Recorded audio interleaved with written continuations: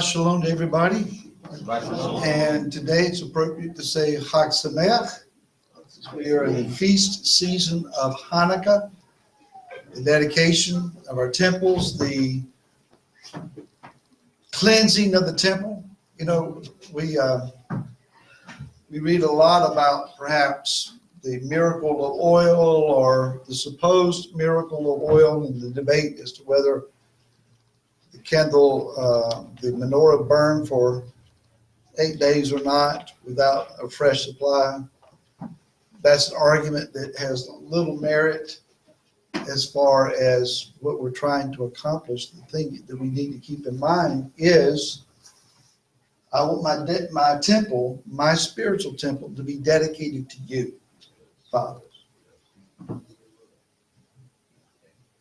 Let's think about that word dedication for a second.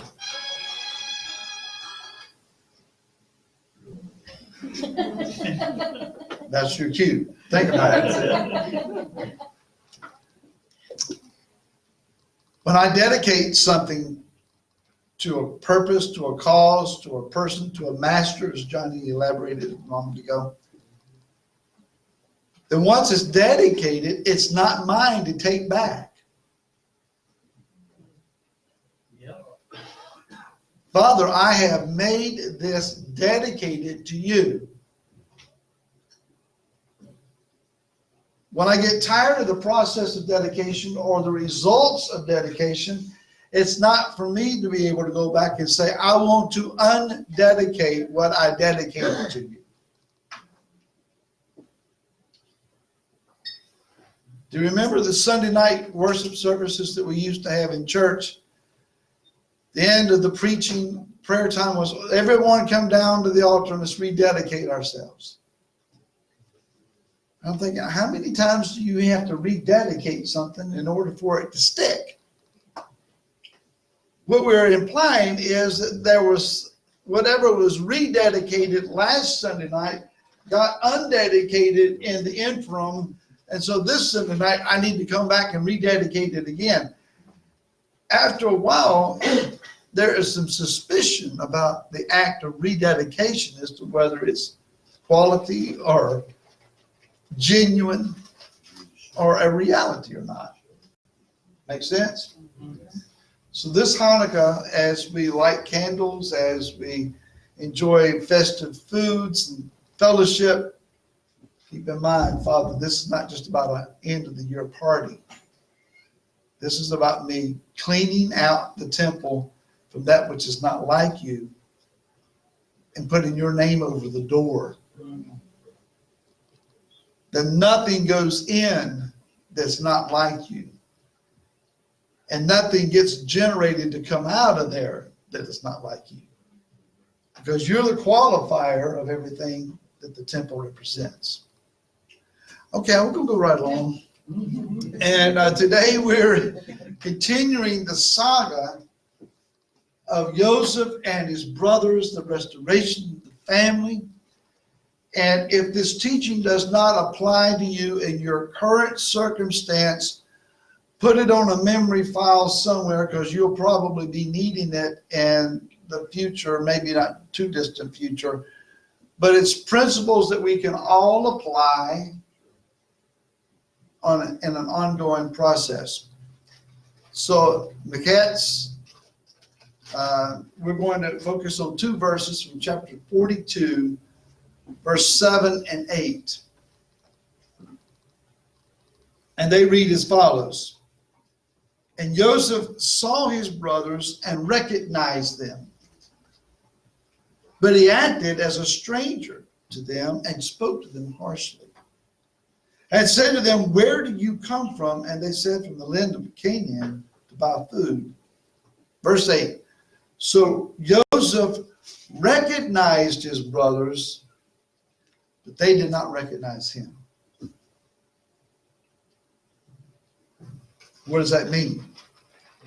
That means that Joseph had a sense of an advantage over his brothers. He knew who they were, or at least That's a wrong word to use. He did not know them because he did not understand their current circumstance, emotions, and mindsets. That he had to discern and figure out. But he recognized them physically. They did not have a clue who this man was. Having the advantage on someone is an empowering thing.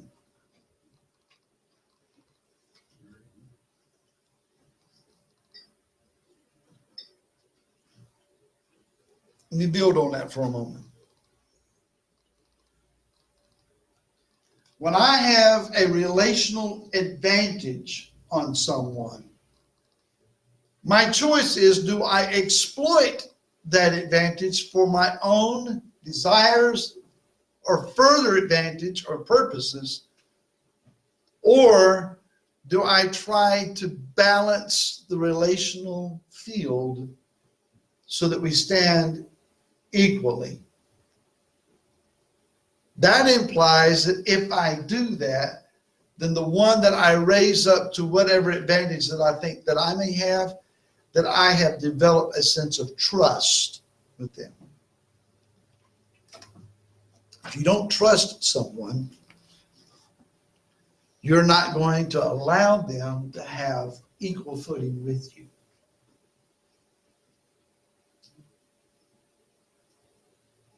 You can't afford to, because you don't know what they will do with it.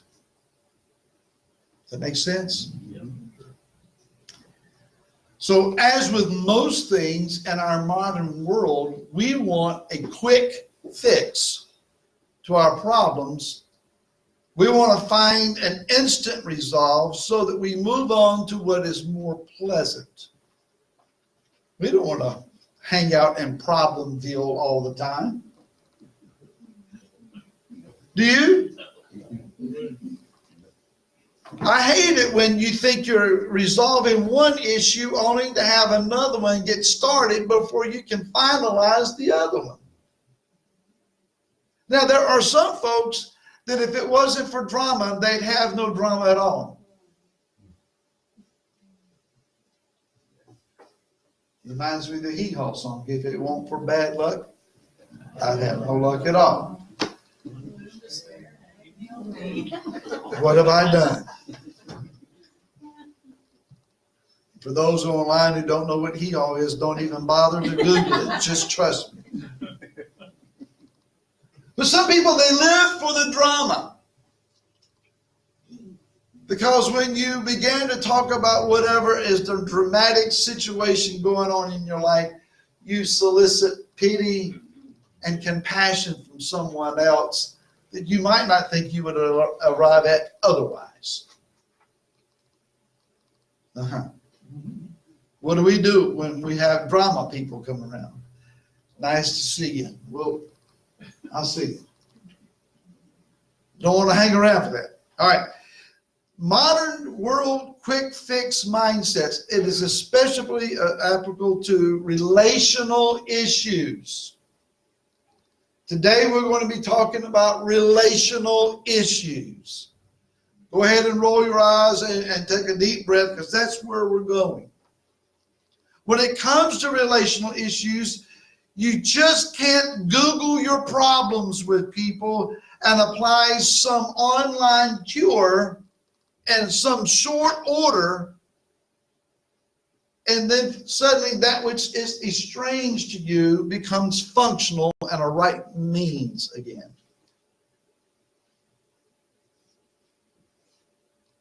You understand that if you Google something, that you're probably going to get as many wrong answers as you do right answers. Just because it's on the internet doesn't mean that it's true. Now, when someone has carried a relational wound for an extended period of time, a week, months, or suddenly, sadly, oftentimes it's years. You showing up to such a person and saying, quote, "I'm sorry for what I did and I want you to forgive me," unquote. It does not take away the pain, the negative emotions, or the related dysfunctional issues in other areas. Do you recognize that? Yes. If I'm angry or broken or wounded by something you did or didn't do, I very well may, in the interim period of time until it takes you to recognize what's going on and say, I need to fix this. And meanwhile, back at the ranch, I am hurting other people because I'm hurt by whatever else has been perpetrated on me. Hurt people hurt people. When you're wounded, you oftentimes will turn around and wound somebody else.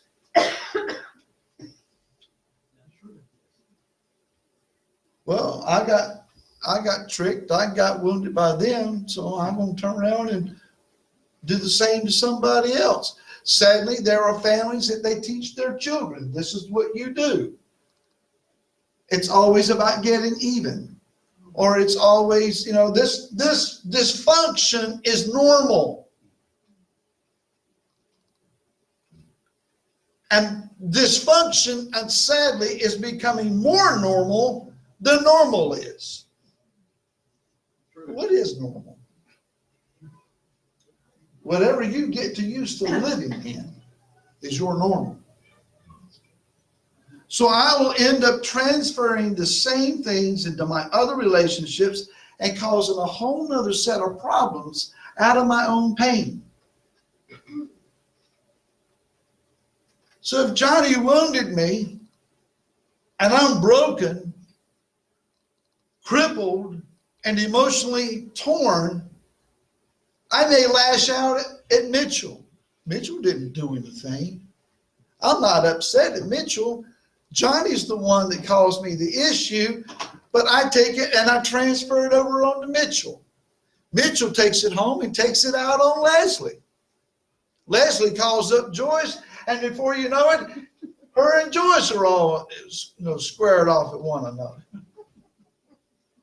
So Johnny comes back to me and says, I recognize what I did. I apologize. I'm sorry. I may accept that apology and actually get over it between Johnny and I. I'm still out of sorts with Mitchell, who's out of sorts with Leslie, who's now out of sorts with Joyce. But Johnny says, I said I'm sorry. Doesn't that fix it? Round one it does, but how many other rounds are going around? Do you follow and understand what I'm saying? Barney Fife is right. Nip it in the bud. I am a fan and a proponent of bud nipping.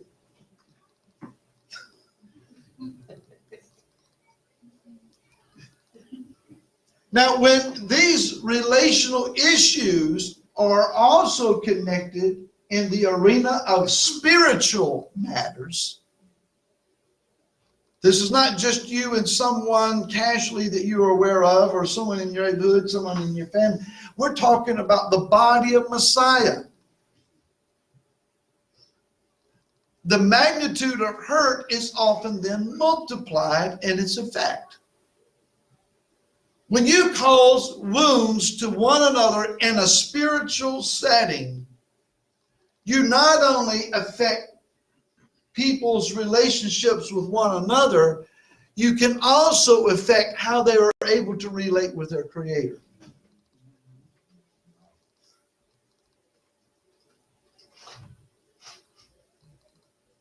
So in the body of Messiah, we have to fix stuff before it not only relax interrelational things this way, but also this way. What did Yeshua teach us? You know your brother's got an alt against you. Leave your gift, go reconcile with your brother, then come back and offer your gift. Why? Because your horizontal relationships will hinder the acceptance of your gift vertically. For if you do not forgive others their trespasses, neither will yours be forgiven. Why? Because the way you relate with one another causes an influence of how the Father will relate with you. Husbands, wives, do not refrain from coming together unless you agree to do so for a time, a period of fasting and focus of prayer, but don't stay apart. Why? Because staying apart affects your spiritual relationship with your Heavenly Father. The primary goal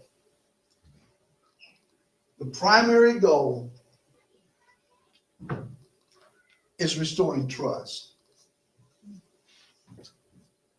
When it comes to healing relationships, the primary goal is restoring trust. And can I tell you, as this note here says, restoration is a process. Johnny comes to me and says, I'm sorry, I recognize what I did. I may say I accept your apology, but that doesn't mean that I immediately am completely restored to whatever relationship that we may have had previously. Why? Well, he said he's sorry. Husbands, take note here. Just because you tell your wife, I'm sorry, doesn't mean that she's going to be lovey-dovey all of a sudden.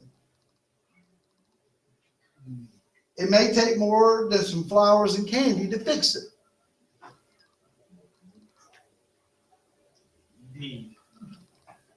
You can probably have to take her to McDonald's and get an ice cream cone before it's all said and done.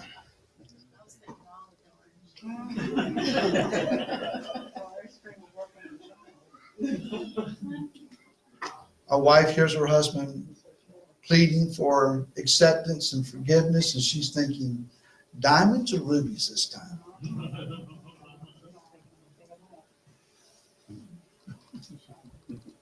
Right? The primary goal is restoring trust between divided parties so that they can properly relate to one another. If you don't trust somebody, you're going to keep your door closed. You may talk to them on your relational front porch, but you're not going to let them in.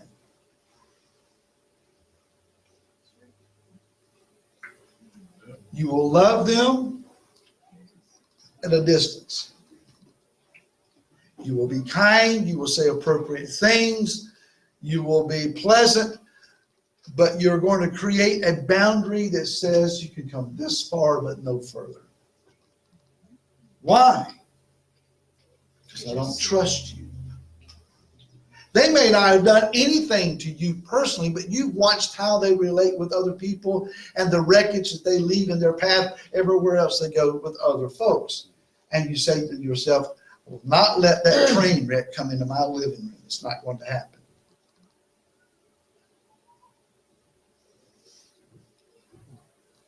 So now we have in this drama, this saga of these brothers who are supposed to be the cohesive unit that will form Am Israel,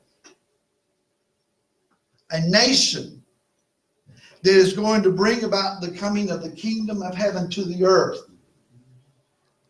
Let's understand the magnitude of what we're dealing with here.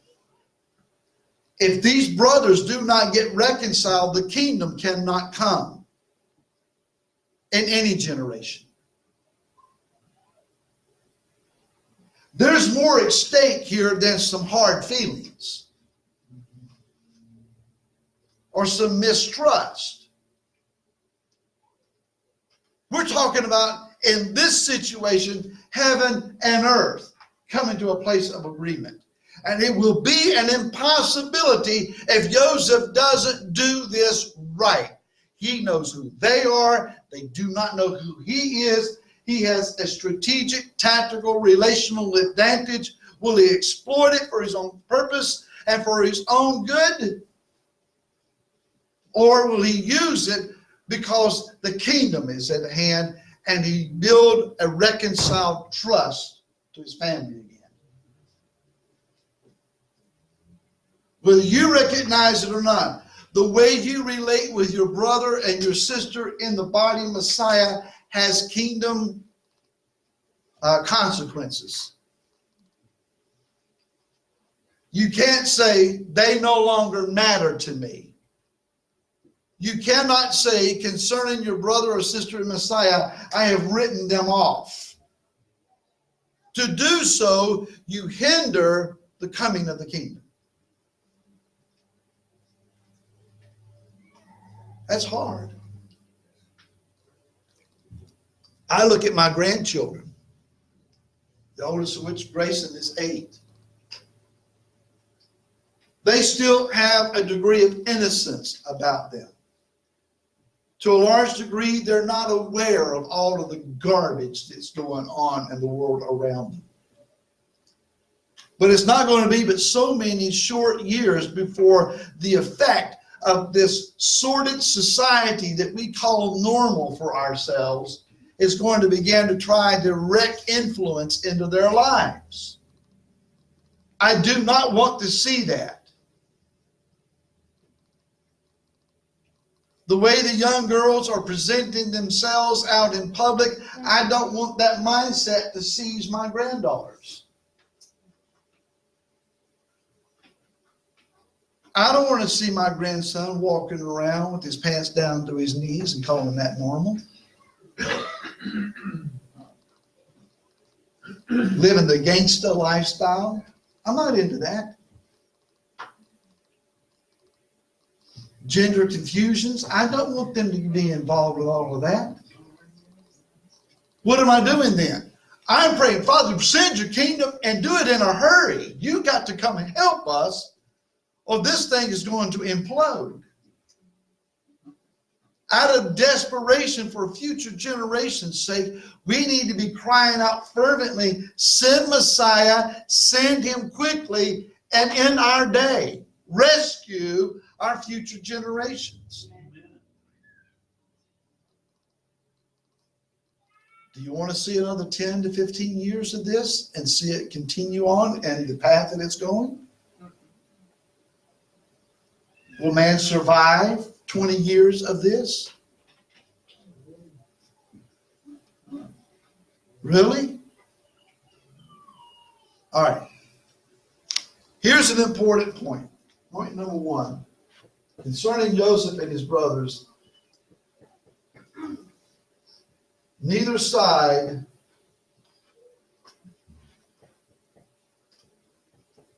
had the whole story. Do we realize that? There were things that Joseph knew that they didn't know. There were things that they knew that Joseph had no clue about. When it comes to relational dysfunction and problems and issues, more often than not, close to 100% of the time, the two offending parties or offended parties, neither one has the whole story.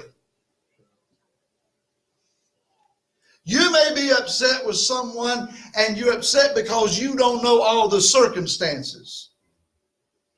You've made some assumptions in the matter, and your assumptions, hold on, they're wrong. I don't like telling people you're wrong, but sometimes we are. Here's what the brothers didn't know. When the brothers plotted against Joseph, they had no clue of the time of the approaching scarcity of food. Now, granted, it was 20 years into the future. But had they known what was getting ready to take place in a couple of decades, they might have acted a little differently.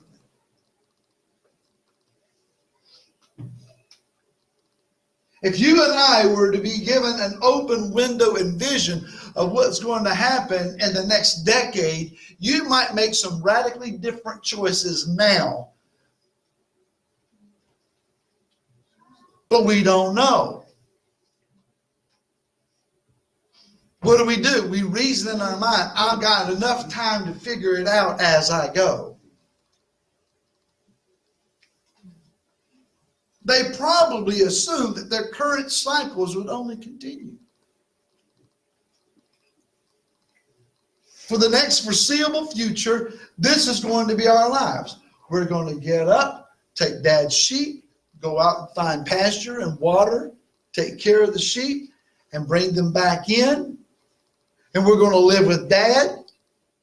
And Dad's got enough money and enough resources that he can sustain us. And we're going to grow his flocks and herds. And we're all going to have equal shares in all that is going on. There's going to be food. There's going to be water. There's going to be pasture. There's going to be flocks. There's going to be herds. Dad's with us. We're together. We're a family. And that's just the way it is. They had no clue what was coming. They had no understanding that theirs was the generation that would begin the prophesied exile and subsequent suffering. They didn't know that. They didn't know that they would die in Egypt or Mitzrayim. They made the assumption we're going to live and die right here where we are. What if God had revealed to them, no, you're the beginning of the exile? Would they have made a different choice? The third thing they didn't know, their jealousy and angst against Joseph had blinded them to seeing his potential and his abilities. They were so angry at him, they couldn't see the advantage and benefit that he was to them. Hello. Some of the very people that you have chosen to write off out of your life are the absolute very ones that are going to become most vital and necessary to you, perhaps in the days ahead. And you may say, that will never happen. Hold on. Just hold on.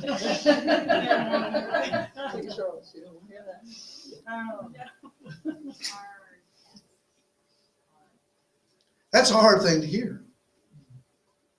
But look, they hated their brother enough that they were willing to kill him. They were going to murder their own brother. They hated him so bad. But without him, they'd starve to death in the future, as would most of the known world.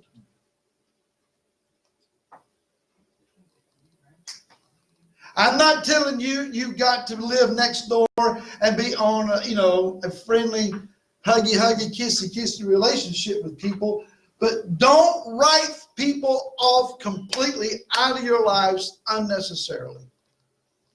Now, if they move on and they have chosen a different path, we'll deal with that in a few minutes. But just be mindful. Yah has a way of doing things that we would never have imagined. The fourth thing they didn't know is that when they indeed put him in the pit, they had no idea who pulled him out or what they might have done with him.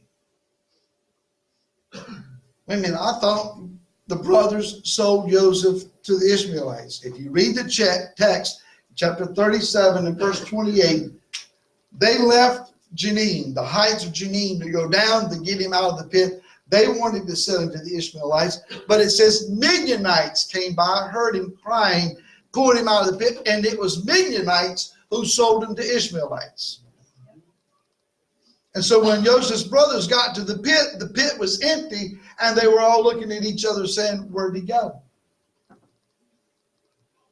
They had to make up a story to cover their tracks to their daddy, but they never knew what happened to him.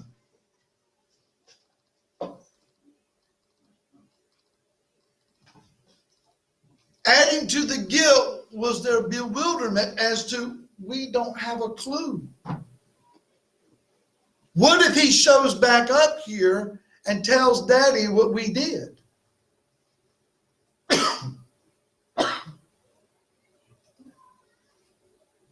So they were always looking over their shoulder. Can you imagine looking over your shoulder for 22 years? ridden with guilt for 22 years. And watching your daddy weep, cry, and be depressed without the spirit and the anointing of prophecy that he walked in for 22 years because of something you did, and you can't tell him what you did.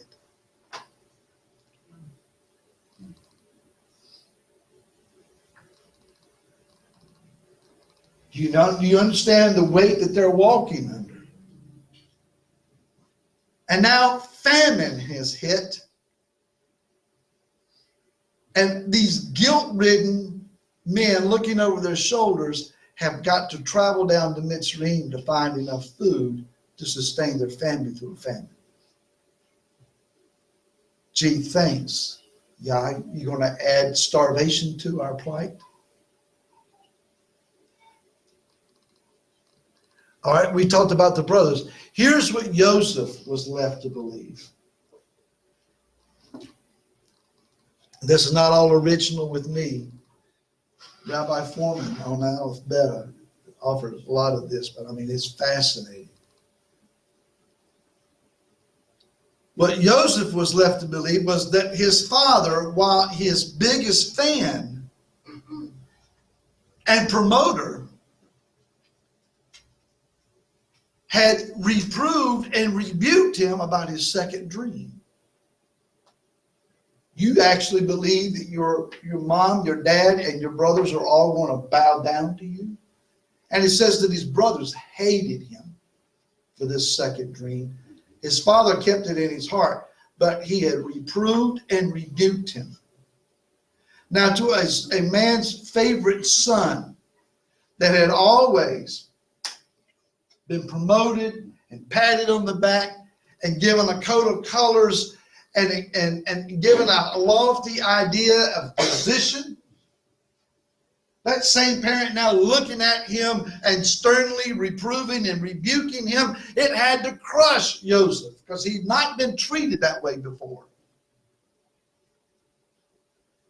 Add to that, then his father sends him to Shechem, which was not a safe place for his family. Remember, this is the city that Levi and Simeon had led into and had killed every man alive in the city.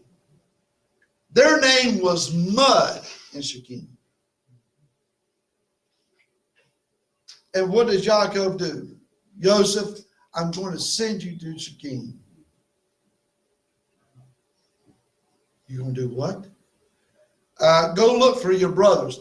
He gets to the city and the area, and they're not to be found. Joseph, in his mind, has got to be thinking, why did Daddy send me out here? They're not here. Why did Daddy get mad at me and then send me out? When he finally found his brothers, they seized him, took his coat, and dropped him in a pit. And by all appearances to Joseph, they had left him there to die. Here's where it gets interesting. Ishmael had been rejected in his generation and sent away. Esau was rejected and he was left out. Joseph very well may have been saying, my family has taken a secret vote and voted me out of the family. My daddy was in on it because he sent me on a mission to find brothers where they were not at and where they were not to be found, to a city that I might lose my life in. And when I finally find them, they stripped off my coat and left me in a pit, and they've gone off and left me. I'm going to starve to death or die of thirst in this pit. My family has voted me out. My father and my brothers are plotting against me. So then he's taken into slavery, and sold off to the highest bidder. And he keeps waiting for somebody in his family to come looking for him. Nobody looked for him for 22 years.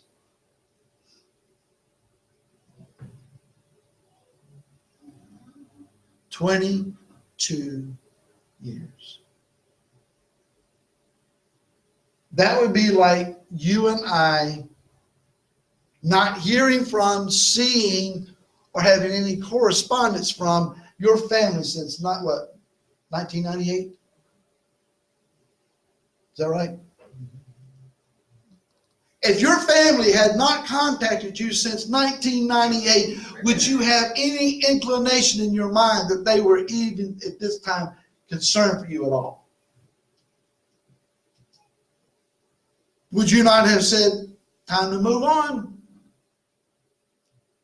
No need of me waiting around for a postcard. It's not coming. I might as well go on with my life to the best of my ability. Would you not think that? As far as Joseph knew, he had been cast out, he had been forgotten, and if his family had gone on without him, then he would have to go on without them. He was now to forge the best situation possible for himself, as he had no family to rely on. Now check this out. Pharaoh pulled him out of prison, while it seems that his own family put him in a pit. Pharaoh believed him concerning dreams and acted accordingly, but his family rejected him over the dreams. Pharaoh gave him a new robe and appointed him a great leader. His own family took his previous robe away and laughed at the potential of him ruling over them. Pharaoh gave him a wife and a home to raise a family in. His previous family was nowhere to be found. Who do you think he admires more than his own father at this moment? Daddy, where have you been for the last 22 years? This man is acting more like a father to me at this moment than you are. What's he going to do? He's going to work for Pharaoh and do a good job. Why? Because Pharaoh is doing everything for him he needs his dad to do for him. But his dad's not been heard from in a very long time. So what are you saying? When neither side has the whole story,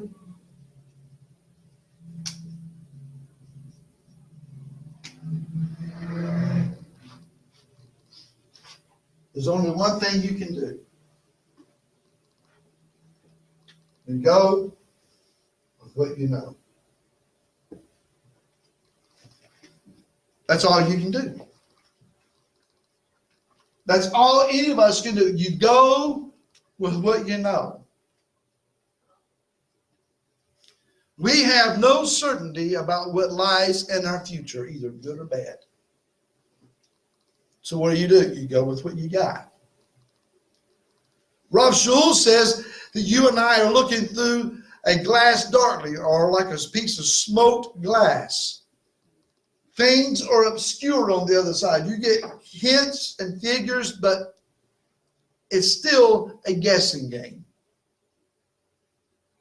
Whatever amount of information we have, you also have to assume that there are things that you don't know. None of us walk in perfect knowledge. Wouldn't you just love it if Yah answered your prayer and said, okay, here's your answer step 1, 2, and 3, and you'll be there.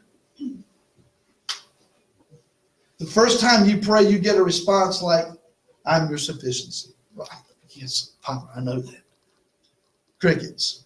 You go back to him continually in prayer. He who is sufficient for you then will give you a plan and say, I got this, trust me. But what do I do? What step do I take? Do you know, more often than not, Yah will not wake you up in the middle of the night with a dream or give you a vision that says You are to arise from where you are to go to this location and perform this task, and all will be well. Wouldn't you just love it if he would say to you, this is how you fix it? I got a lot of nodding heads in here from Presbyterians right now. What do? You go with what you know. What your hands find to do, do it with all your might as unto God. That's what you got. Well, I'm sitting here waiting for an answer.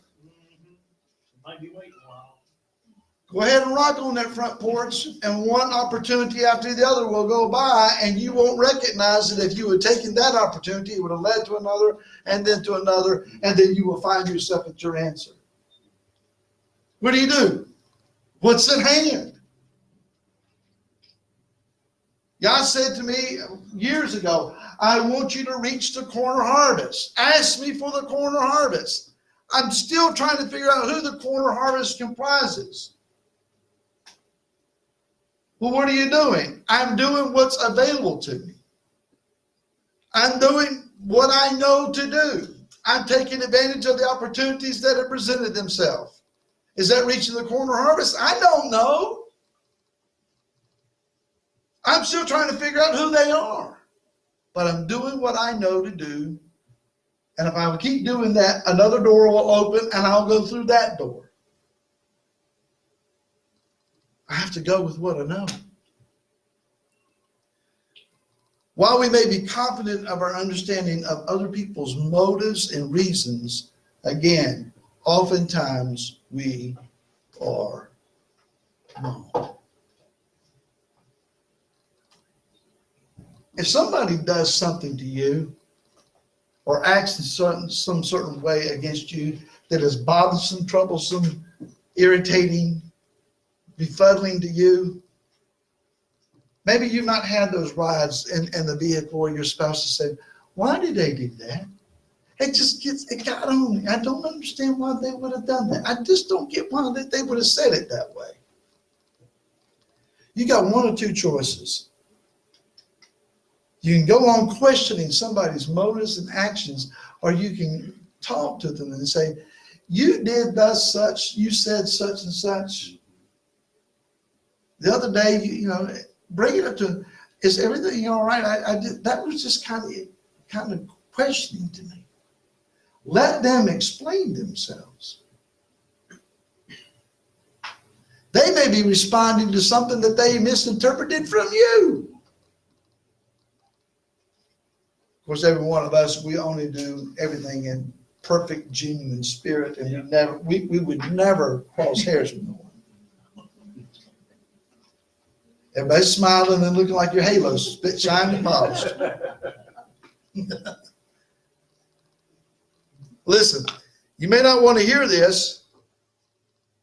Barry, I didn't want to hear what you said thus far, but nevertheless, just hold on. Yah may be orchestrating world events to bring about your restoration. Are you aware of that? That stuff that you see on the news, reading the headlines, and you think it doesn't apply to me? Yeah, it does. Yah is moving and orchestrating and aligning things all over the world to ultimately affect you. The way governments relate with one another, good or bad. Brexit is about you. You think, oh, I'm not British. It's about you. Huh? What effect is the impeachment? Tired of hearing about it. It affects you, and not just because you're a citizen. There are long-range end results that are going to take place that have something to do with you. In the case of the houses of Yehuda and Joseph being reconciled, it most certainly is. But ultimately, every move that you're seeing on the world scene are chess pieces being moved on the board to bring about a result in this thing called a game that is going to bring about world change and the kingdom coming from heaven and being placed upon the earth. And that, my friend, involves you.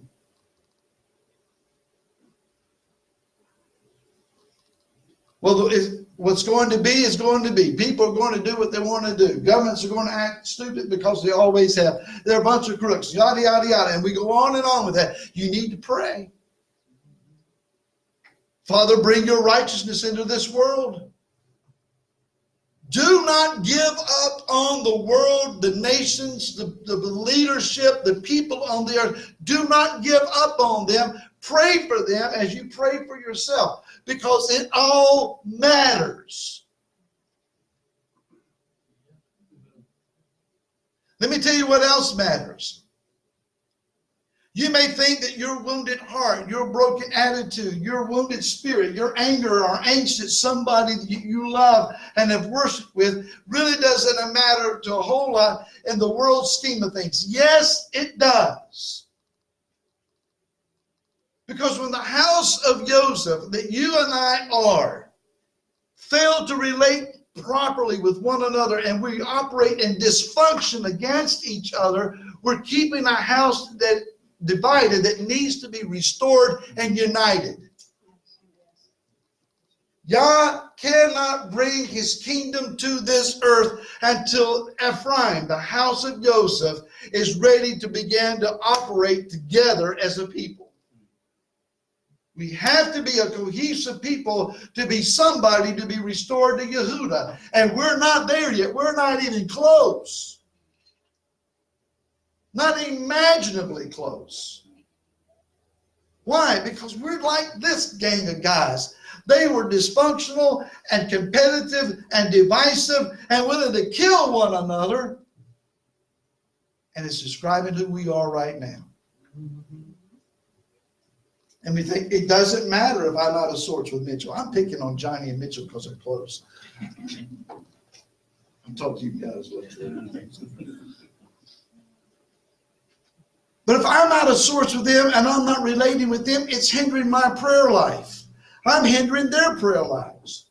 Who knows what prayers that we might have prayed that would have made a dent in something, caused a wave and a continuing reaction that would have brought righteousness into the earth. But if I'm glorying in my hurt instead of giving the opportunity of restoration, I'm promoting myself above the kingdom of heaven.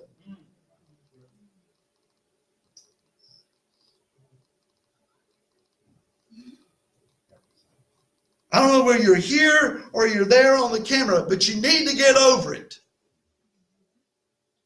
And be willing to forgive and get restored, because the kingdom of heaven is waiting on you. You are a clog in the pipe of Yah's work and his will. Amen. You're breaking things. If you will heal and get restored, you can turn a conduit of power and anointing loose that will change things for us. So you and your relationship issues are more important than you think.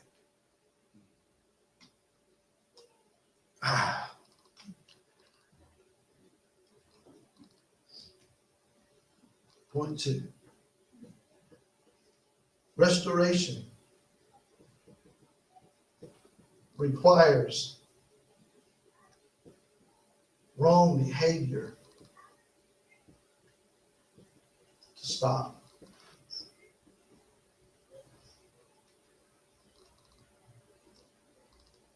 You can't just keep putting Band-Aids on your wounds and pretending that everything is now fixed, but continually perpetrate the garbage that you've been perpetrating on people. And if you are constantly saying, I'm sorry to people, but you're not changing your ways, you're not sorry.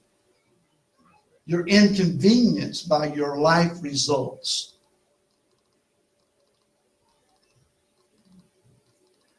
When Joseph saw these 10 men standing in front of him,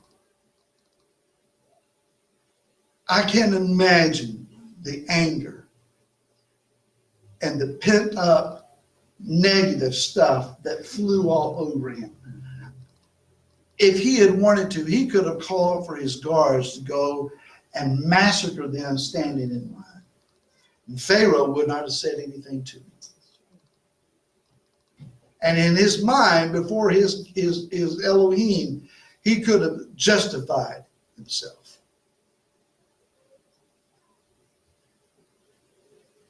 But Joseph resolved, I need to prove my brothers. You need to hear that phrase. We need to prove one another in our relationships. So in his mind, he may be thinking, yeah, now that they're hungry, they're going to come to me. They haven't looked for me for 22 years, but they're hungry now. Where have you been? Why didn't you come down here? If you could come for food, why didn't you come for me? He didn't know that they didn't know where he was. So he accuses these 10 men of being spies. He knew they weren't spies. But he spoke to them through a translator. When they saw him, they saw an Egyptian with the headdress and the makeup and the garments. And he spoke perfect Mitzrayim language. And at this point, without an accent.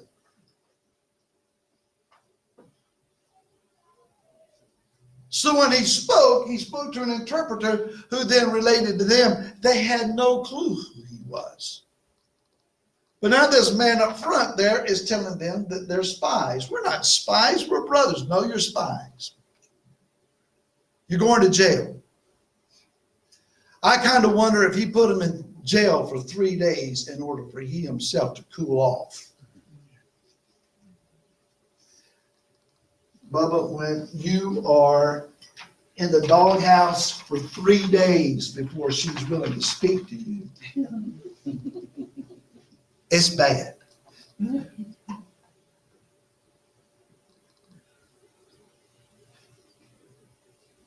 I'd tell you that I've been there and done that, but that would have revealed too much information, so I'm not going to say anything about it.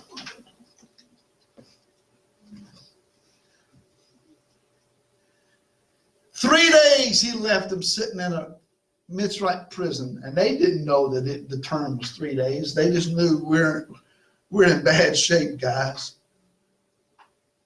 And if we don't figure out how to get out of here, our families, our wives and our children, our father, they're going to starve to death.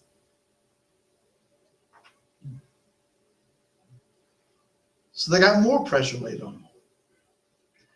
Every confrontation, though, doesn't need to take place immediately, especially if you've got very passionate feelings involved.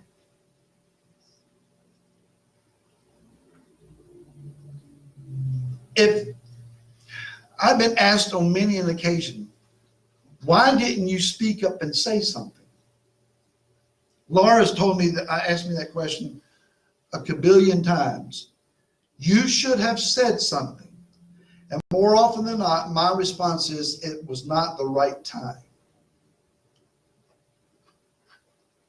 Number one, I knew where my emotional state was, and I knew that to engage in a corrective conversation was to blow up. Me yelling at someone with a red face and veins bulging, while I may be right in my position, it doesn't mean that I would have said what was needed to be said the right way. Right? I got one amen, so I'll go with that. Neither do I want to stand there trembling and be in a bucket of tears, appearing to be unable to control myself, giving those that are against me the opportunity to say, see there, he's weak. Thirdly, I may not have all the information that I need.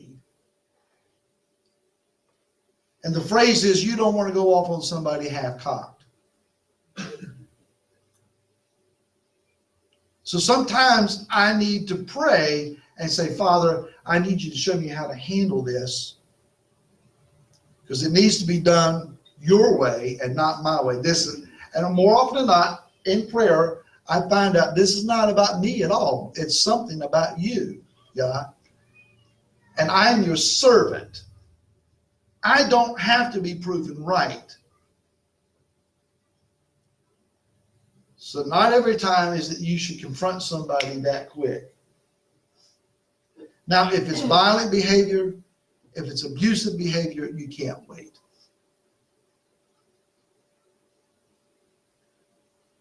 So he had to figure out, will these same brothers sell out Benjamin in order to benefit themselves like they did me? Well, that's what he assumed. Are they continually living in their dysfunction?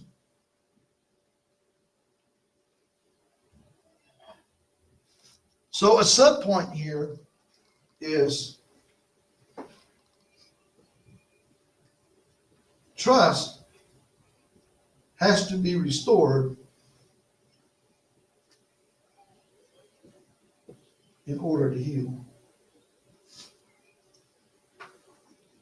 Whatever the problem is, you can't fix it without the reestablishment of some level of trust. Now, it takes time, sufficient time to rebuild trust with someone who is offended. Because it's not the words that say, I'm sorry, but rather their hearts, our hearts that someone needs to hear. I see your mouth moving. I watch the words, I'm sorry for what I did to you, come out of your mouth. But where is your heart? Was that said with your head? Because it's to your strategic advantage to get me to forgive you? Are you assuming that I will provide some benefit to you if you say I'm sorry? Or is your heart grieved over your actions and you're trying to resolve a spiritual restoration here?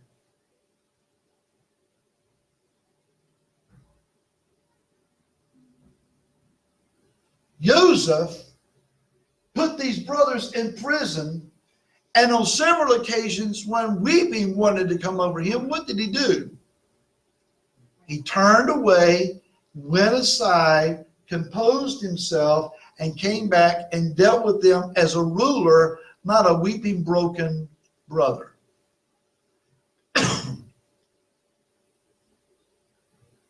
This is important. Somebody needs to hear this today.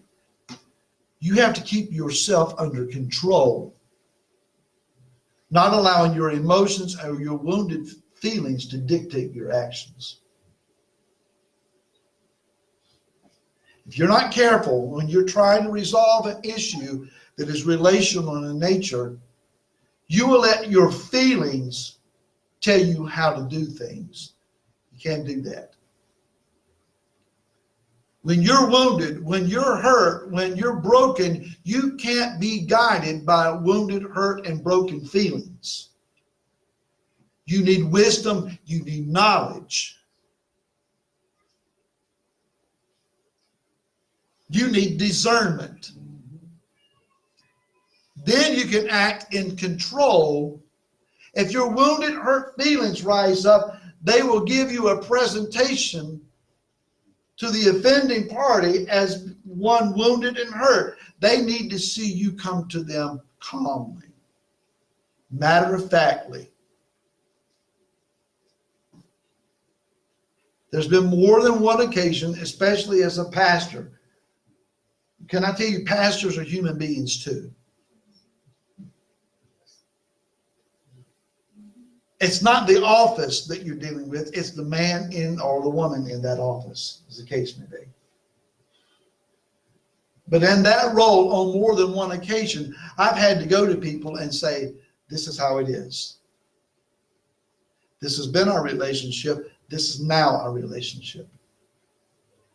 And our relationship has changed because these are the actions that you undertook. What these actions that you displayed tell me if this is how it's going to be. I can no longer afford you the trust level that I've had with you in the past because of this. Sometimes they've agreed and understood, and other times they got all riled up. They just have to understand that's the way it is. I'll never forget in my first pastorate, I was young, I was green. I had a guy that came in. He tried to control everything. And when I didn't do to suit him, he stomped out of my office with his veins bulging and his harsh words ringing in my office walls. And I heard him peel out of the parking lot and throw gravel in 100 directions. What was he doing? He was trying his best to intimidate me. I ran up the steps. I fell on the church altar. I began to cry out, "Oh God," in those days. Help me to get them back. Help me to fix this and get them back. And very plainly, the Father spoke to me and said, if I move them out, you don't pray them back in.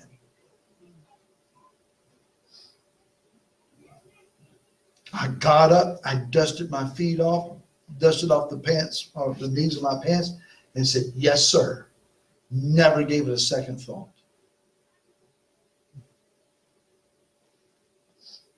He was expecting me to come running to his door, bang on his door, and beg for him to get resolved with me so that my numbers in the church would stay up. He took 1/3 of my congregation with him. 1/3. When you got 60, that's a lot of people. I didn't pray them back in. I've never seen them since. But within just a few months, the Father added back everybody that had been taken out with choice people. And we never missed a beat. Thank you, Father. Thank you. Mishle, or Proverbs 25:28 says, a man who has no control over his spirit is like a broken down city without a wall. If you don't control yourself, you're open for invasion. If you do not control yourself, you are an open city ready for invasion. You will consistently be plundered. Why? You don't walk in authority. If you have no authority and no control over you, then why will Yah give you control and authority over anything else? I was 13, 14 years old, and my dad looked at me one day and said, son, I would love to give you a pocket knife or a BB gun, but I can't because you cannot control your temper. I want to bless you and give these things to you, but I can't trust you with them. You would hurt somebody with them. So the next time Leanne made me mad, which she did all the time, I went outside and hit a tree.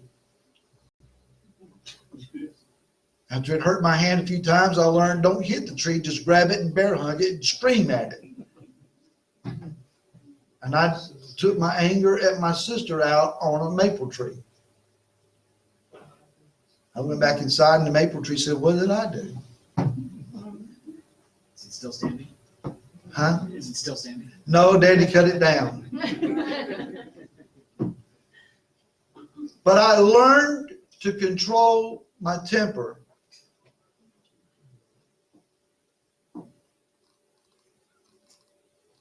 I do not allow myself to get angry enough to become,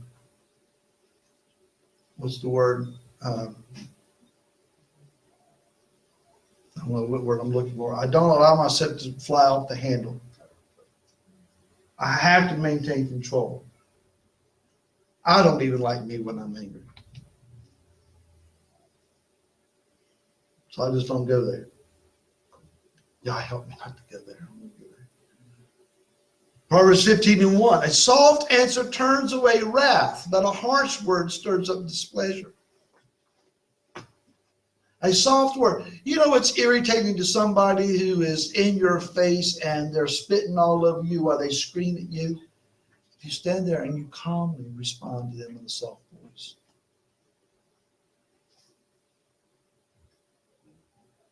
They will yell and scream at you a few more times, but if you will maintain your composure and use a soft and calm voice, they'll either stomp off or they'll calm down. Another translation is, he who yells the loudest is not necessarily right. It's all right to let someone else have the last word, especially if it's a wrong word. If that's what they want to believe, if that's what they're willing to bank on, and they stomp off with it, let them go.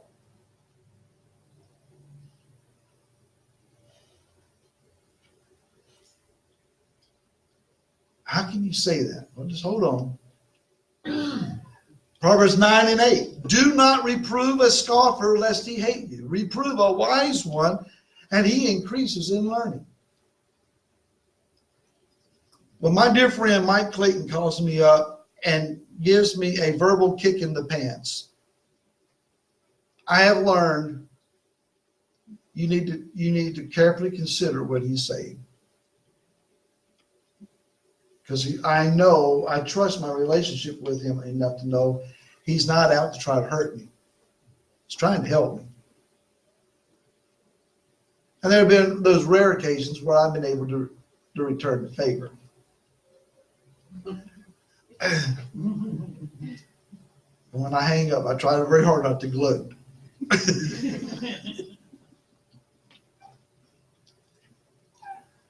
Proverbs 19:19. One of great wrath bears punishment, for if you rescue him, you only will have to do it again.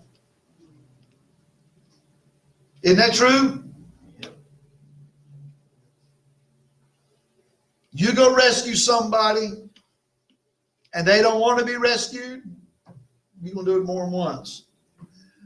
Rachel had many opponents who withstood him, accused him, and followed after him.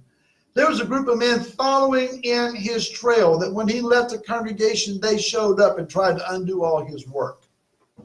What he taught, they taught against. What he set in order, they tried to reorder.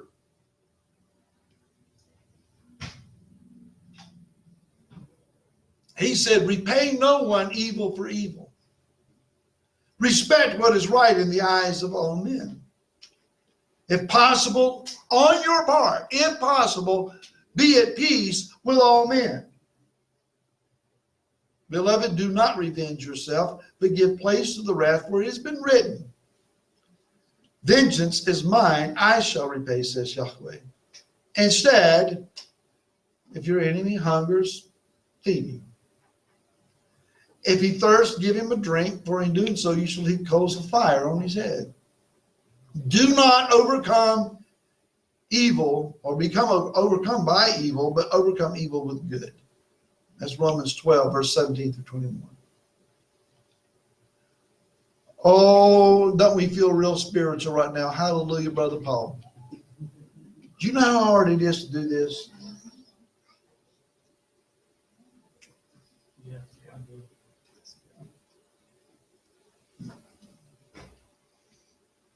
Have you ever heard or even uttered the phrase, it took everything inside me to keep me from just taking them down?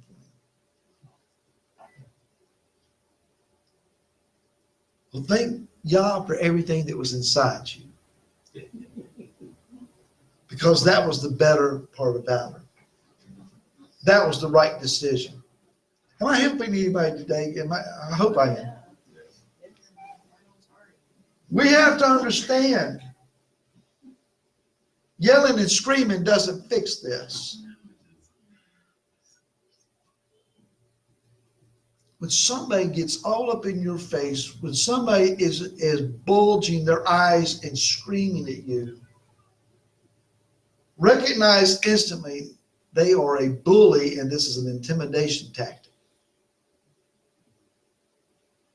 They're hurt. Their complaint may be legitimate. You may have really stepped in it. But you yelling and screaming back, you're only going to prolong the fight. Having a calm sense of control over yourself. And even though they're yelling at you, try to hear what they're saying. instead of as soon as they shut up, I've got something I need to tell them. They may be legitimate in what they're saying. And if they've yelled and screamed at you and you look at them and says, you know what, you're right. Huh? You better know that I'm right. Well, I just said you're right. I had no idea that that was what was going on. I did not know that was how you were feeling. And if you will calmly respond to them, it will take a lot of the steam out of the situation. Now, if they pull out a weapon or ball up their fist, run. We'll talk about it later. Ain't no need somebody going to the hospital here over a disagreement. All right. This point may seem to come out of nowhere, but hang with me. Our goal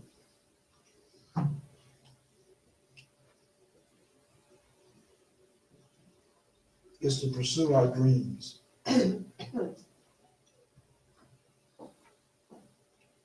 We want to get relationally healed and relationally restored so that we can get on with the business of pursuing our dreams.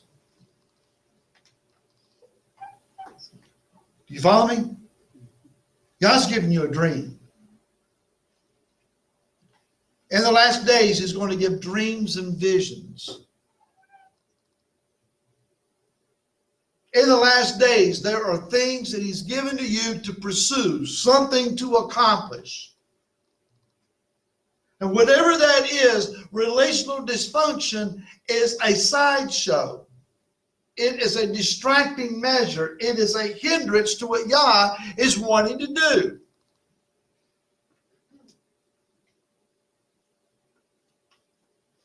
So, in the middle of all of the arguing and fussing and yelling and divisive tactics, hey, let's remember, you are accountable to your calling. I'm going to say that again. You are accountable to your calling. Romans chapter 1 and verse 1. Shaul, a servant of Yeshua Messiah, a called emissary, separated to the good news of Elohim. 3 words there. Servant, called, separated. If you are a servant of the Most High, He is going to call you and then separate you to whatever that is that He's put in you. What am I saying? 2 things. If you hear nothing else today, hear this. Number 1, never forget who you are. Never forget who you are. You are a child of the Most High. You are His chosen servant. And if it makes you feel good, you are His favorite. Now, there's 4 of us kids, and I kid Mama all the time. I'm really happy that I'm your favorite. Mom's always said, I don't have favorites. I love them all just the same. But then I wink at her and like, but I'm your favorite. She sent me two chocolate chess pies. 2. I brought one to share with you today. You can have a small piece. Just a small. Just a small piece.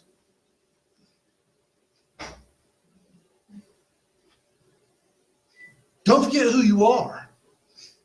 Don't forget to who you belong. Don't forget that you're called. You're not ordinary. You're not normal. You're not the average person that you encounter.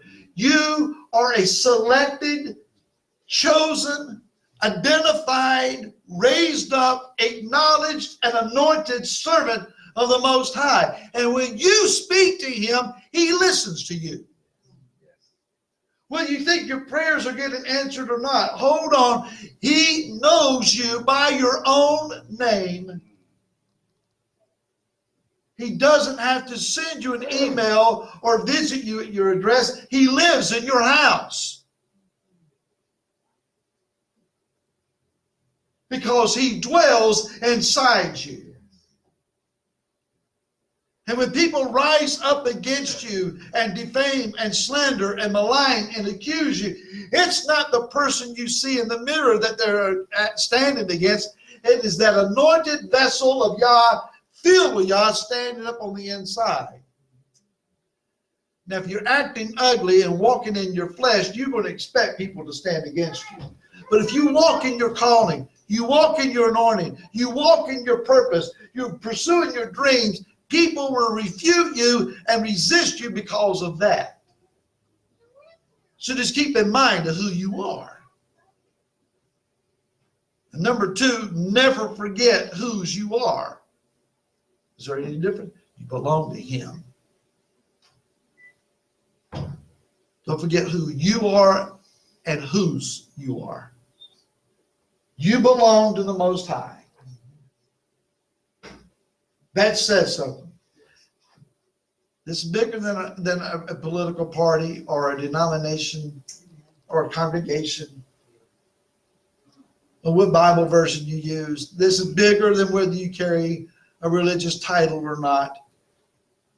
The creator and sustainer of all the universe is for you. He's on your side. Your side. Amen. 1 Samuel chapter 17 and verse 45. But David said to the Philistine, you come to me with a sword and with a spear and with a javelin, but I come to you in the name of Yahweh Zebaot. Yahweh, the Yahweh of hosts, the Elohim of the armies of Israel, whom you have reproached. David went confidently out on a battlefield against insurmountable odds because he knew who he belonged to. And he recognized, it's not me that you've offended. You have offended the creator of the universe who's chosen Israel as his people. You stood there and opened your mouth and blasphemed him and us. And today he sent me out here to fix this. I don't care your weapons. I don't care your tactics. You're skilled in battle, I'm not, but Yah is for me. Yah sent me out here.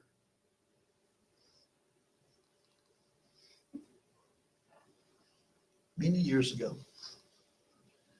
So wet behind the ears, green evangelist who thought he had some good sermons.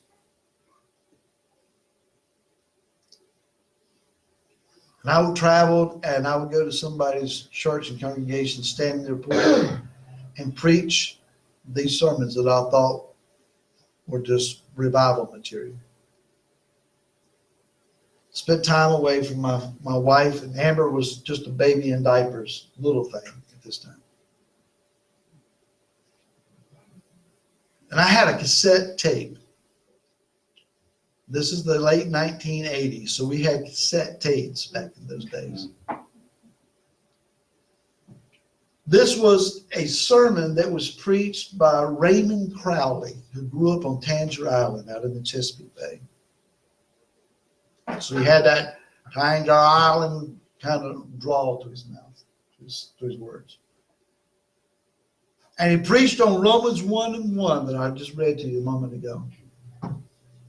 Called and separated to the gospel of God. And he preached about the calling.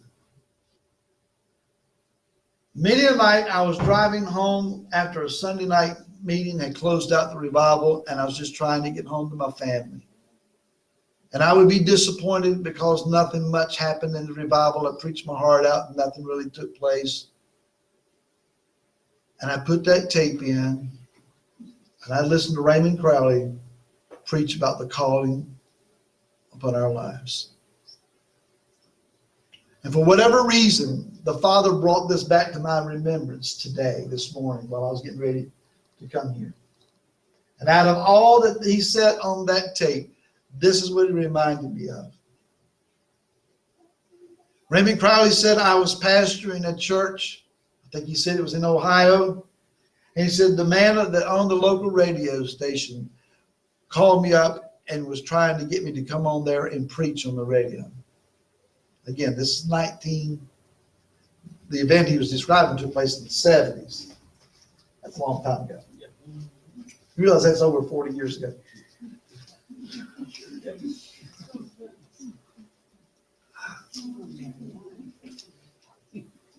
He said he kept calling me, preacher, I want you to come on the radio. And he said, my board shot me down every time I asked them to fund me going on the radio and to buy airtime. He said, the man called me up and I said, what do I sign? I'll do it. So he went on the radio and started preaching. And he said at my next board meeting, he said one of my board members slid his glasses down to the end of his nose and looked at me and said, I understand you're going on the radio. He said, I have. He said, the man folded his arms and said, I just want to know who you think is going to pay for that. He said, not you. You'll not pay one dime of it. The people who hear me preaching will send in their donations and they will pay for the airtime. And then he began to growl. He said, if I know that I'm called of God and I'm called to do what I'm doing, don't get in my way. I will walk on you. Stay out of my way. And you think, well, that's not politically correct. You can't say stuff like that. Hasatan will raise up adversaries against you to hold you back. Hasatan will invent things to keep you distracted.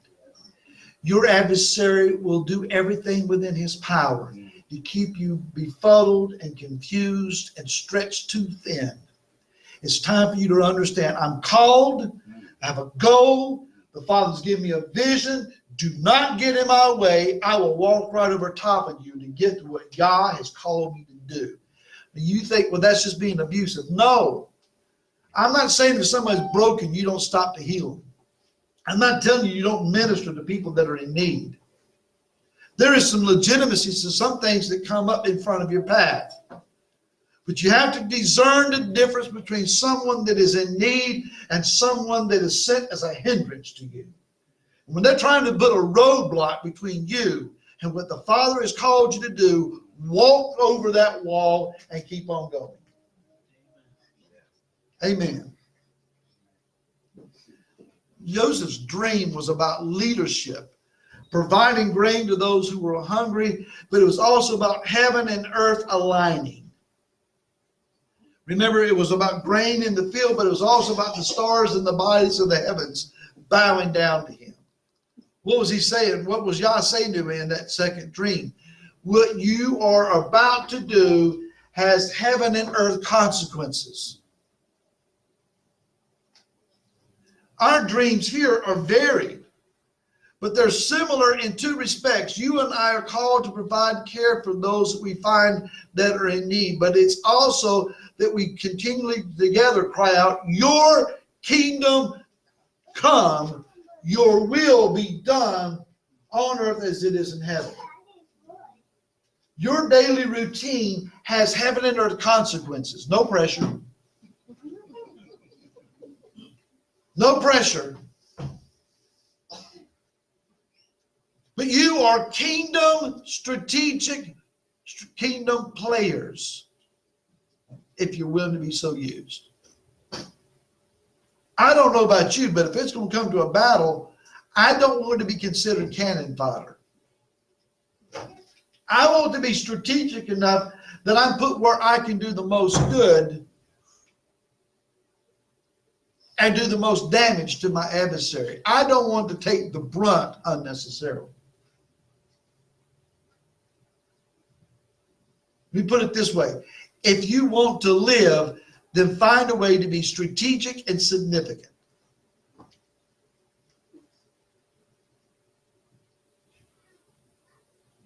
You can be average, normal, and just a flower on the wall somewhere. You can be strategic and significant to the Father's plan. He will keep you around for that purpose. Otherwise, next. I don't want to be the one before he calls next. Don't you want to be the one that when God needs a choice servant, he says, go get Sam Fatoni and bring his heart to me? Don't you want to be the one, he says, I am calling Dalton. Send a messenger to Dalton and tell him that this is what I need. I want to be one of those people.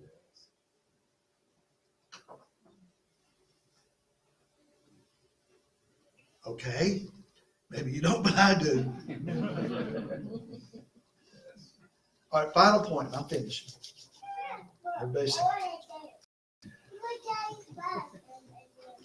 There are those people who do not know their calling. And because they don't know their calling, they will try to keep you from yours.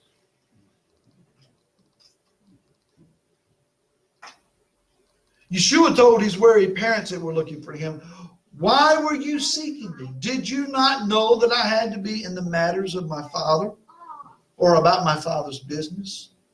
That's Luke 2:49. Verse 50 says, but they did not understand the word which he spoke to them. Somehow they had forgotten the miraculous event of his conception and birth. He was so usual, so ordinary, so normal in their estimation. Maybe they forgot. Wait a minute. This is the one that was prophesied that he will be for the raising up and the pulling down of nations. And you will call his name Yeshua, for he will save his people from their sins. Let me put it this way. I'm not going to get down and wallow in your muck and mire of self-pity. I'm not going to waste my time with that. Does that mean? If you want out, I will pull you out. If you keep running like a sow to her mud, I am not going to waste God's time and resources on rescuing you if you don't want to be rescued. There are some people who only want to live in the drama, the muck, and the mire, and garner self-pity to themselves. I can't help you.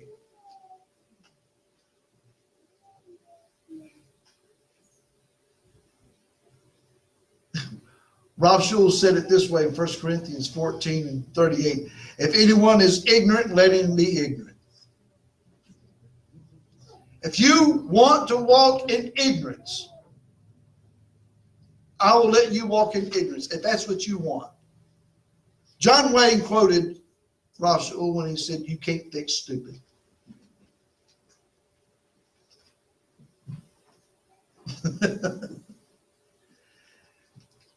Final verse, 1 Corinthians 7:15. Listen to this.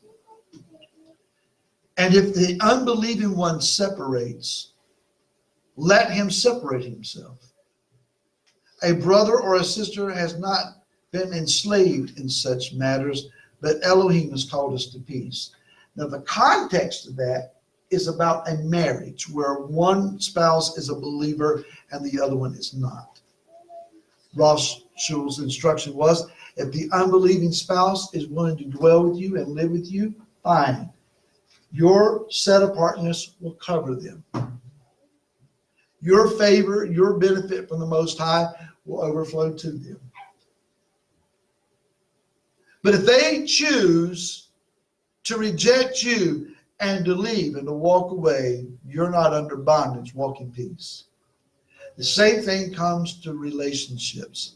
If people want to be restored, if they want to get healed, if they want to be forgiven, if they want to go through the process of being restored and rebuilding trust, well and good, let's work on that. And we will commit ourselves until that is accomplished. Believe you might, it is a process. It doesn't happen with "I'm sorry." But if they are not willing to work with you and resolve with you and they walk away, let them go. As y'all told me in that first church, if I move them out, you don't pray them back in.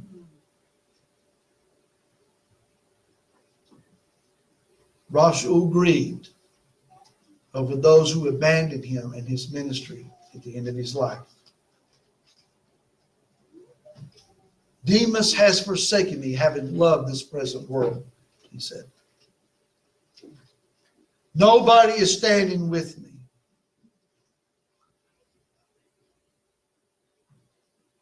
But the last words that he wrote, well, his epitaph, if you will, I have fought a good fight. I finished my course. I've kept the faith. He said, now there's laid up for me a crown. You cut my head off, Yah will put it back on and put a crown on it. Yeah. I've got a dream. I want to see some things.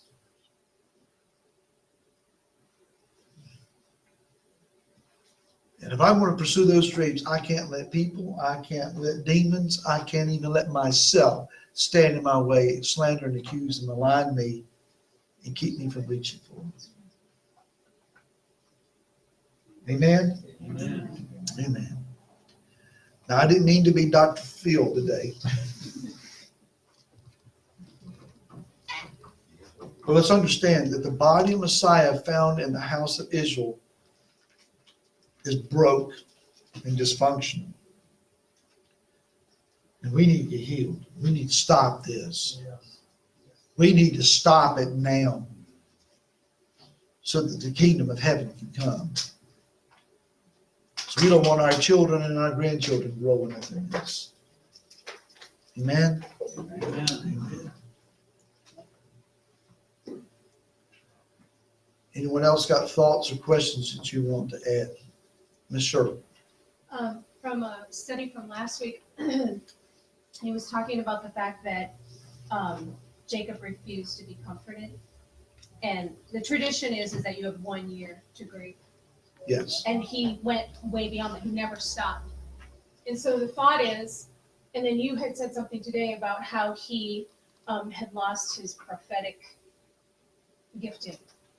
I'm thinking he didn't. I think that propheticness within him knew that his son was still alive, because as long as someone is still alive, you can continue to grieve for the loss of them. And I believe that Jacob actually, within his prophetic spirit, knew that Joseph was still alive, even though the evidence said otherwise. And I think he also knew from the dream, this has not been fulfilled. And I know what God told Joseph has to come again. So Yeah. And I think in the same sense, there's times when what we dreamed or what we thought was going to happen in our lives looks like it's shredded to pieces and gone. And yet there's that angst kind of deep within us that says, it's still there. I can't see it. Feels like it's dead and gone, and I'm mourning for it.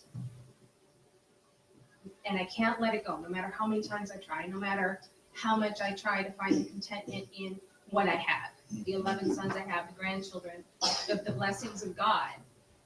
I mean, I was just having this conversation on the way up here with my sister. You know, what is that? What is that? Yeah. Is there something wrong with me? Am I not? There's an angst deep within that I can't let go of. And what is that? And why is it there? I don't want to be ungrateful or discontent with what I have, the 11 sons or whatever.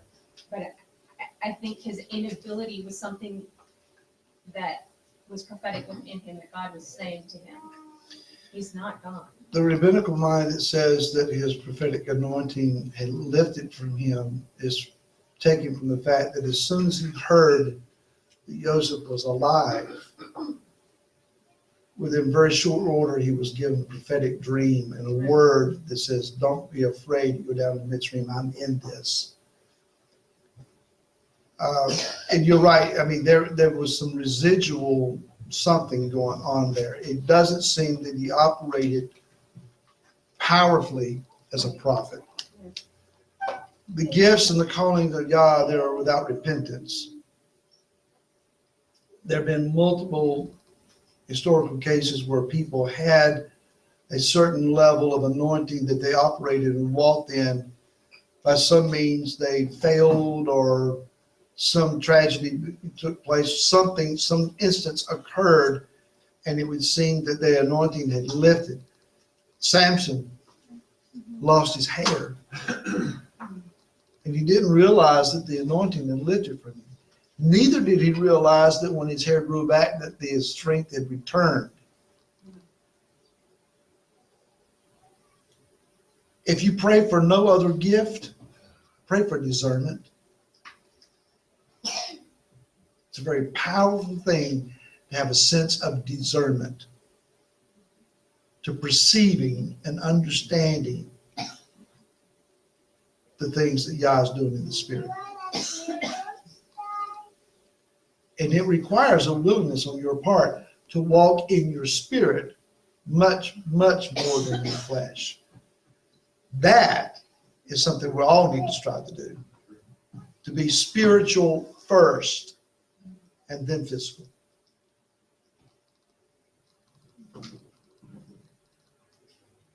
Amen? Try that for a day. Try it for 24 hours. Today I'm going to be spirit first and then flesh. It will be a rewiring of your being. Absolutely. Anybody else? Amber. I always found it fascinating that all of these brothers who were in on this, not a single one of them broke. They all watched their father go through the exact same thing, and they were committed to the treasury, if you will. Not a single one of them broke, drank, or trust with the others. Kind of like, just blows your mind. Yeah. I think that when I was reading this week, sometimes people that you think highly of because they're loyal, sometimes they're helping you commit to the wrong things too. So it would have been different if all of these people, these brothers, instead of being committed and in unity over the wrong thing, if they had all actively, like you said, gotten together and told their father the truth, and then all actively searched and looked for this lost brother, at least found out the truth of what was happening. And the story would have played out differently, and it seems like this was meant to be because Joseph had a lot of growing and unlearning to do as well.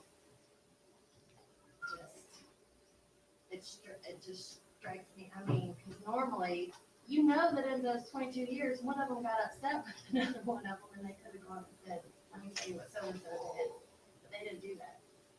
They didn't do that.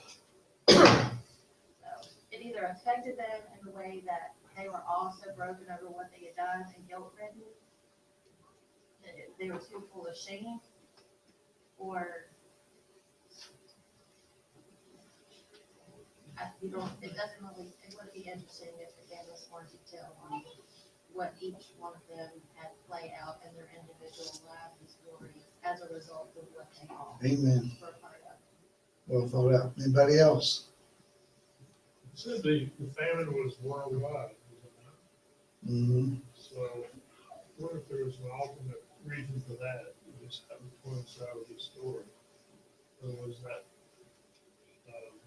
the main reasons that all this happened in Egypt? One subplot in that, Sam, may be that it would have elevated Mitzrayim to be the lone superpower in the earth, not because of military might per se, but because of food and storage. So then, years later, when Moshe comes on the scene and Israel is in servitude, they are in the exile of the most powerful nation on the face of the earth that was established by a famine. And then through the process of delivering these people, Yah brought that most powerful nation status down to their knees and completely broke that place to fully demonstrate his might. And the world that would have recognized who Mitzrayim was would watch it. What did that do? It elevated Israel so that even when they were in the wilderness, they were feared. I ask this question. I'm Israel, scattered and living in exile. Are we a feared people to this day? Nobody even knows who we are. Neither did they. Before Moshe showed up, they didn't know who they were. They had forgotten. So have we. Is Yah above orchestrating world events to teach us who we are in order that he can bring us out and the whole world understand? That's the people. What has been done will be done again.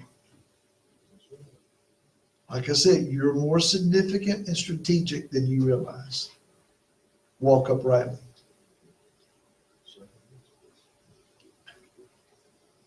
Amen.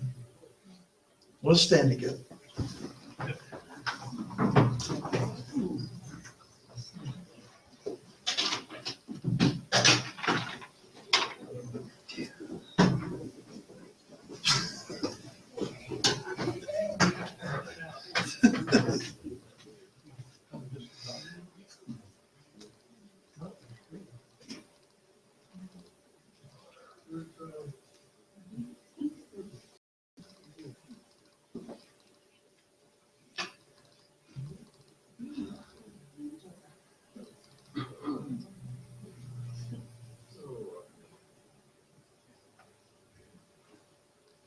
All right, I got my angel choir up here. We can get started.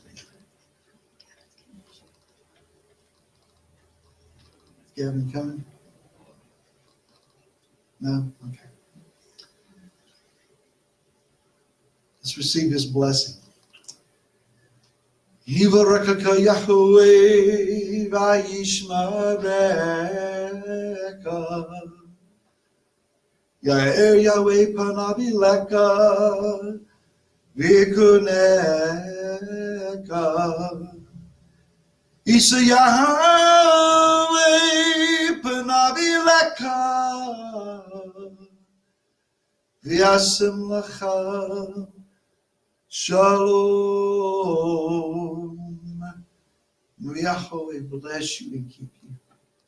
May Yahweh make his face to shine upon you and be gracious, favorable to you. May Yahweh lift up his countenance upon you that he may grant to you shalom.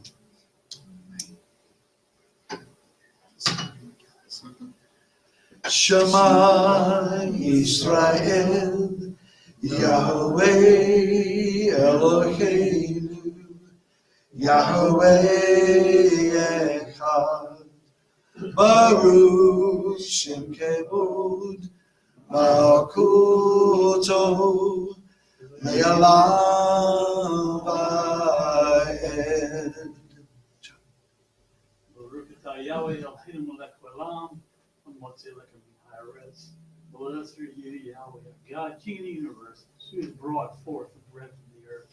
And thank you, Father, for your Son Yeshua HaMashiach, who is our God. In his name, we praise and worship you. Amen. Amen. Amen.